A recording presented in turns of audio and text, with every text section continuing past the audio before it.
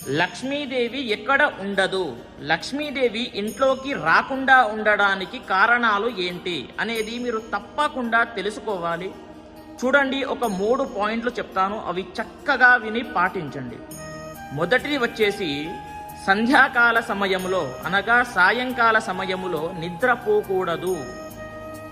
అది లక్ష్మీదేవి ప్రవేశిస్తున్నటువంటి సమయము కాబట్టి ఆ సమయమున నిద్రపోకూడదు. అది గుర్తుపెట్టుకొని పాటించండి. ఇంకొకటి రెండవది వచ్చేసి ధనానికి, ధాన్యానికి, పుస్తకానికి పెద్దవాళ్లకు కాళ్ళు తగలరాదు.